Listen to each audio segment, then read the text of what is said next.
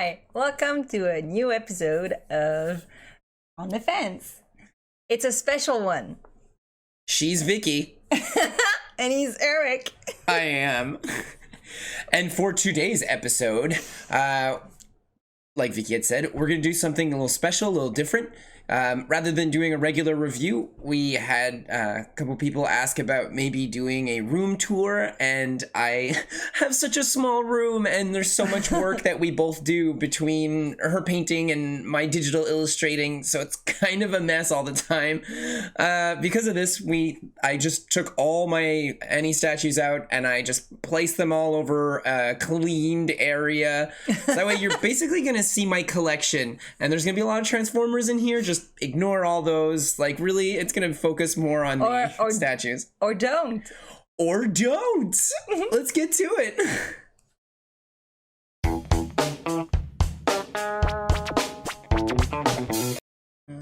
All right, so this is the first bottom Detolf extravaganza.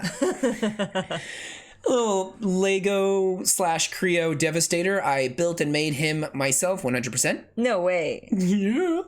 Right next to him is Kotobukiya Venom. He is epic, very hefty, and a friend of mine had hooked me up with him. It was super generous, and he was really awesome for giving me this. Like, for real, all around amazing. Afterwards, we've got the Lego Westphalia. It's my contribution to this collection. And I had so much envy that I built my own Westphalia. Again, no instructions, built from scratch, mostly made out of Lego, but I used a Mega Bloks thing on the front. I love the turtles. So moving up to number 2.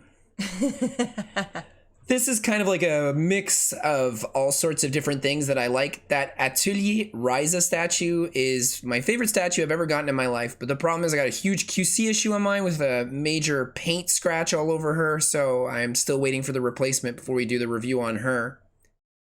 Down on the bottom, we get a little doll from Wakfu. Yeah, one of Amelia's.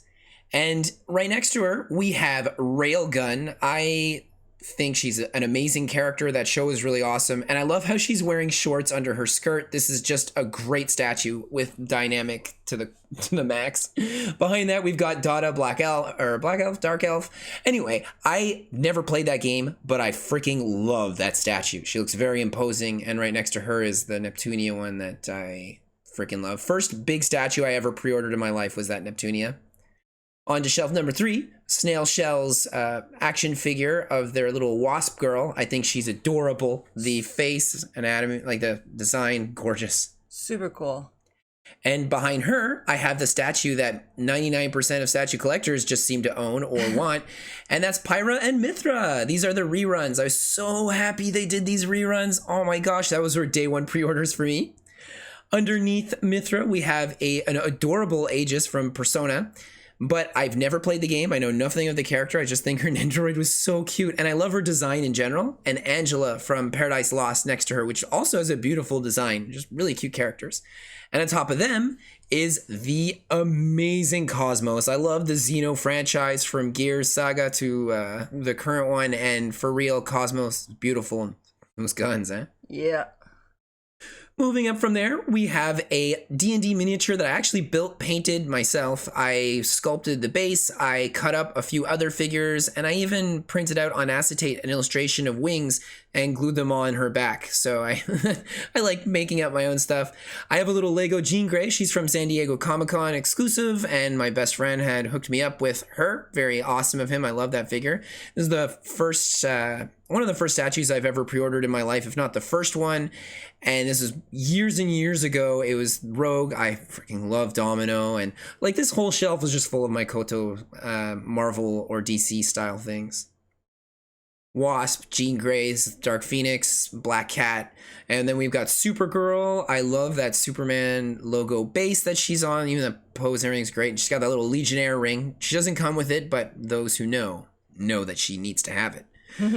Mystique in the back, she is gorgeous. She used to come with this massive base that I freaking hated, so I just ripped that base off years ago. I don't know where it is, unfortunately. I'm sure I killed the value to that statue, but I don't plan on selling it.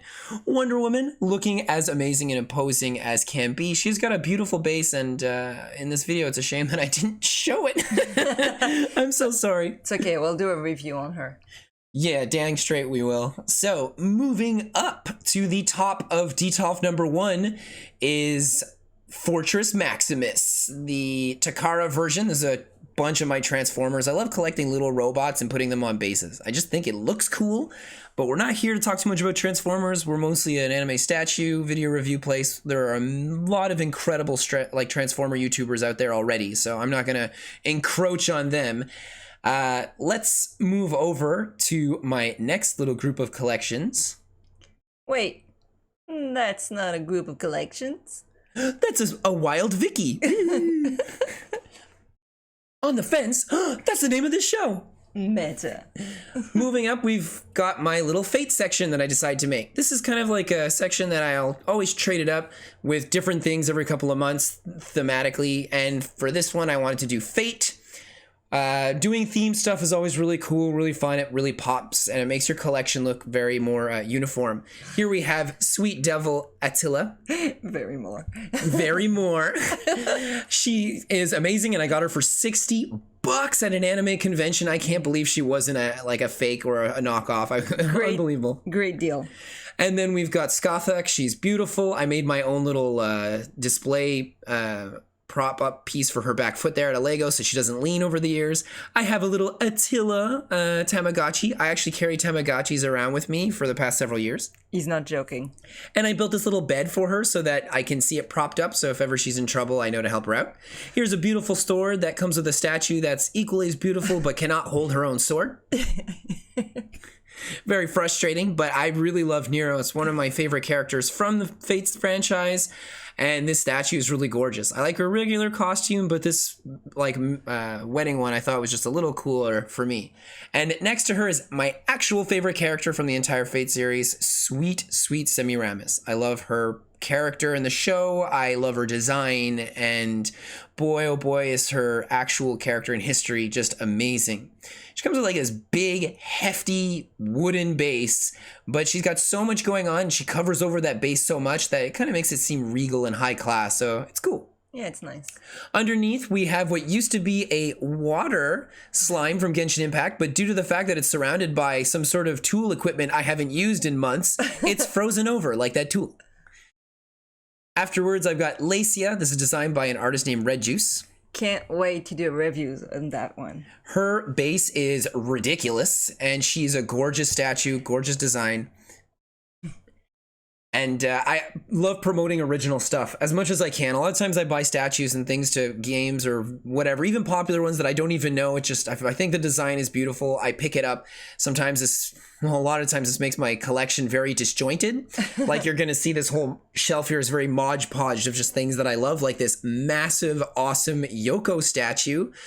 Years old. Like she came out like 2006 or so, and she's still, for me, one of the top 3 Yoko statues ever made. Cute little Nindroid there of Rem. I loved her. Season 1 really made me love that character. Etna, very inspirational character from my manga. And then we have this statue from Onmyoji. I don't remember her name, but boy, oh boy, is she beautiful. Really nice details on that one. A super cute little harpy girl. After that, I have this little acrylic standee. Well, little, I'd say it's medium size.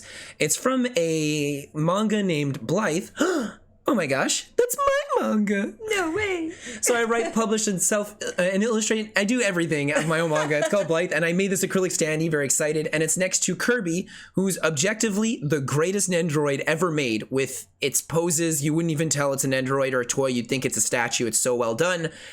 Subjectively, maybe it's not your favorite, but objectively, oh my gosh, incredible. This is the first Figma I ever bought. I'm not a huge fan of joints unless it's robotic characters because it looks like it's part of the figure. However, I needed something from the Guyver. I love the series The Guyver so much. One of the first animes, if not the first one I ever remember watching where I knew it was anime. It's from the 80s, and she is so awesome. Designs are crazy cool too. Behind her is Kentai Collections Aircraft Carrier. A beautiful mix of creepy and pretty. Oh yeah, I love the little planes that are around her with the teeth, and everything's so nice. And if you look at her base, it looks like it's opaque, but believe you me, you put a light under that thing and it will glow like no tomorrow. It's gorgeous. We got also from the same franchise, this super cute little Nindroid. Yeah, she is super cute. Also, you put a light under her base and it will glow. It is just gorgeous. But she has like a cute, unique water base, which is cute. On top is her older sister. This one here is Harbor Princess Kuwan Seiki. She is so pretty. I love this. Go look the review we did on her. Yeah. There'll be reviews on all of these statues at one point. So wherever you're watching this, check the timestamp. Zooming out, you can see how disjointed this looks. It's not as uniform as my beautiful Fate collection, but it is full of things that inspire me like crazy. I adore all these statues so much. And so it's just inspirational stuff that I look at while I'm drawing and working on my manga, thinking one day I'm going to have this stuff. I want my stuff to be big statues. Underneath that, on top of my computer, here we have 2B. I think 2B's costume design, personally for me, so this is obviously subjective, is the nicest costume design ever made for anything ever. I love it. I don't have her with the big dress on, but I kind of swap out the pieces every now and then. A sweet little music box with the song of the amusement park, I believe. Yep. And then we've got a little Ganyu acrylic standee with Akane behind her. I love the Gridman series and the Superhuman Samurai Cyber Squad in general. And Vicky's got this adorable little Godzilla. Yeah, my other contribution of this collection. When she got that, it was in a box where you didn't know what you were going to get. And there was tons of things. I was like, boy, I hope you get Godzilla. And she picked up a box, shook it, and was like, yeah, this is Godzilla. And it was. We've got objectively another incredibly near perfect Nindroid, this time of Waddle Dee. He doesn't even come with that little umbrella. That came with regular Kirby. And then Fortress Transformer next to him. I'm not going to talk too much about the Transformers because, you're not here for that. There are so many great YouTubers, like I said, out there that do great reviews on these things. But they're so massive, these bases, that I have them on top of my D-tops pretty much for the rest of my life. There's no other place in my apartment I can put them. And I love populating them with all these little characters, little Soundwave, tons of little Micromasters all over the place. I've got G1 mixed up with Current. Like, it's just so cool, especially this base. I really love Fortress Maximus, but oh my gosh, Triptychon. Look at that base. Do you like a nice base? I do. I do like a nice base. All right, so let's move under to look at the first shelf. We've talked enough about Transformers, so I think that now we should probably talk about Vicky. What? All right, so moving on to something completely different, let's talk about something that's exactly the same. So here we have more Transformers. This shelf is really loaded with them. I've got all my fembots on this shelf, so it's filled with Black Arachnia, Air Arachnid, some third-party Transformers. Third-party means that they're not made by Hasbro, they're actually made by like groups of people or fans. So I've got that very anime Bishoujo style RC next to Good Smile Company's Cyclone, which turns into a motorcycle, but she kind of makes me think a bit of Chromia. Moving down underneath, I've got animated RC. I have Cyberverse, sorry. I have the RC from Prime, Headmasters RC, and then Nautica. And I got a couple of really cute Legend scale. Legends means like they're like, I guess, smaller than the average scale. Anyway, planes and RCs as well. So like little Slipstream. Oh my gosh, that little red and black plane is Windblade, and she's got this gorgeous, super cute little face. She's like a little geisha style plane, like beautiful, beautiful third party Transformer. And then I have kind of like the original four here of Chromia, Moonracer, and RC and Lita one, and I kind of pose them like Charlie's Angels style. Under there, we've got a little Macross section. This feels so empty, and when I opened up this DTOF, some of the missiles kind of moved around, unfortunately, for this video, so they're kind of misplaced. But I would have loved to be able to take up more space with this. It's just these planes are some of the best Transformers I've ever handled in my life, and the quality is through the roof. So I guess they deserve their own section. Yeah. Going under that, I have my own outpost that I built. This is a mix between Transformers and Lego. 100% accurate. Yep. So I built this myself, 100%. I just went to town and spent like a whole day just designing my own thing and building it. I like doing things like this, like you saw with like my Lego creations and my little D&D character. It's full of tons of awesome characters. I feel like if I removed all the characters and just kept the base and I spray painted it all to look like a yellowish or a gold, it would feel like it fits back in like the 80s Transformers world perfectly. But I just don't have the heart to do that to Lego and Transformers. And under that last shelf on this detolf is full of a couple of my masterpieces. I've got a couple of other ones, but again, like I can't show off everything. I kind of do rotations, and we're not going to talk too much about Transformers. I feel like we've already gone a whole shelf doing it. Under here, you can see we've got like a little girl in a car. She looks like she got hit by that car. Yeah, she did. Hit with love. I've got a real cassette 1-to-1 scaled Transformer that turns into Ravage and Laserbeak. I actually won them from an art competition, so every time I look at them I feel super inspired to always work harder and give my best all the time. Rumble, my favorite Transformer of all time, underneath Soundwave, who is one of my favorites as well. They're all your favorites. Oh, it's true. It's rare that I get Transformers that aren't, unless they're those little tiny miniature Transformers where I just get them because I want them all. They're like eating candy. I just need to have all of it, a whole bag. Here we have Macross Frontiers Clang Clang, all geared up and ready to fight. I love this character in the show, and that is my favorite Macross show of all time. The only Macross show I wasn't particularly a fan of was Macross 7, but the music in 7 is my favorite music of all the Macross series. For real, you look up Macross 7, Basara, listen to some of those guys, listen to his voice. It's so rock and roll. I did not expect that from a pop star style anime. It was just, it's so awesome. And here's another Macross character. I believe you see him in the Frontier film. And only for a second, because he's like a design of what they want their planes to look like in the future. But overall, I love the aesthetic. The orange and the white looks really cool. And I have him in Sweet Pose. I'll probably not be transforming him anytime soon. After that, I've got a Gundam. It's a Gundam. And then I'd blow up, right? Because it's rare you get to say the full name. This actually isn't even a Gundam. It's a GM. He's a sniper. I think he's cooler. I mean, don't get me wrong. Gundams are so cool. It's just that they're always so busy with their designs that I love the simplicity to GMs. They're just so cool. And that sniper one is awesome. Moving on to another statue that was given to me by the same person that hooked me up with that Venom at the beginning. I've never played this game before. I don't really know that much about Overwatch or Tracer, but this is awesome. It's the pose. The composition. Yeah, beautiful. It makes me think of the Roadrunner. And you can put batteries in it. That little orange thing at the base lights up, but I mean, what a waste of batteries. Then we've got Marvel's Captain Marvel, or at this point, Ms. Marvel, as she would call herself, and she doesn't miss as she lands those punches. She's a great character. I love that original costume. I kind of miss it. It is a little over-sexualized. I'm sure there's ways you could like make it look a little like to today's standards, but I think it looks cool regardless.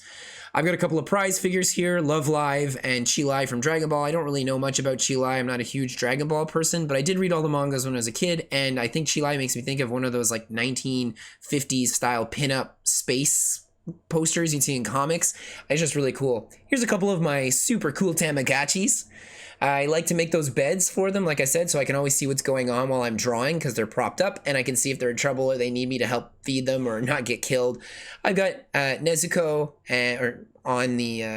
anyway, you can see. One of my Amiibos.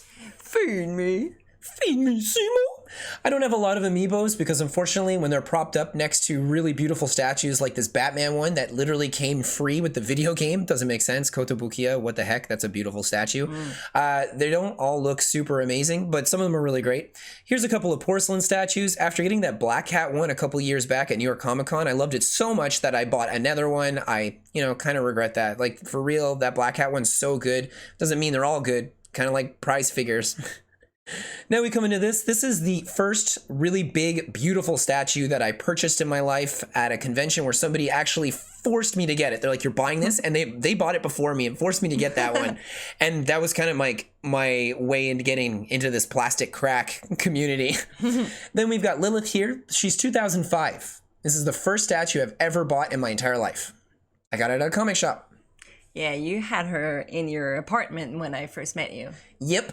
And she's super cute. I'm very excited for Kotobukiya to be doing the new one. This is my first and most probably last pop. Pops aren't really my thing subjectively. You know, it's just not an aesthetic I'm into, but the concept I think is awesome. And it's from Tom Servo Mystery Science Theater. We've got this 100% accurate wedding display of my wife and I's wedding. Again, Tom Servo, I have to mention it, like Mystery Science Theater. I love that show. It's literally what inspires me to keep drawing, and I feel less lonely while doing it. Got that little diva over there in the corner. It's the first Nindroid I've ever bought, swapped heads. Then I got this Palladian of Pinkle. She is an original character. Pretty amazing. I love this design. Yep, the pinks, the faces, the posability, like the quality might not be the greatest, but for real, supporting something that's original like that is the greatest.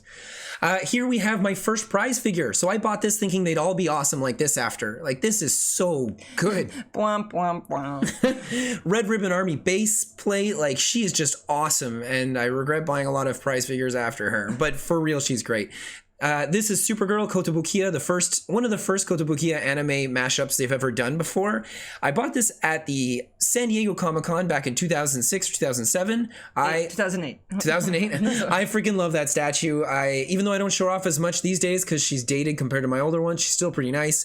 And then the one next to this is the first statue I ordered after the other one. First time I ordered one online ever before. That's the one. And more Vicky, my true favorite. So we can't believe you stayed until the end. Thank you so much for watching. We hope that you enjoyed knowing parts of our collection. And don't forget to subscribe, like, write comments, ask us questions, anything you want to know. For some of the figures that we've shown off that we haven't done reviews to, get my finger in the, there we go. We're going to definitely do them down the line. It's just going to take the time that it takes. I would like to also say that I was kind of surprised. Like, my collection is a Mod Podge mix of a bunch of stuff, and when we were doing this, I had to check the value of everything just to have a general idea of how much I've spent over the years. Keep in mind, even though we wrote in like the main picture, it's a little over $8,000 in just the anime figures. That doesn't include any of the Macross, any of the action figures, the Figmas. I didn't even include my Nindroids because I have so many Nindroids that I didn't even show off in this video. Not so the many Legos. Yeah, no Transformers. Like just the anime figures. So it's a little over 8K, and it was kind of like a slow burn too. I mean, I started collecting figures in 2006, so I get like one here and one there, and I like slowly get a few. It's only been in like the past couple years, well, since I got that Grand Blue Fantasy Forte, that all of a sudden I've been like running head first into it. So anyway, there's definitely much more to come, and we'll probably have to do another one of these video reviews every single year. I don't know, we'll see. That'd be cool. Or room tours or whatnot. In any case, thanks for sticking around for this whole video, like Vicky had said, and I'm really rambling at this point. Take care, y'all, and we'll see you next time for our next little video review. Bye! Bye!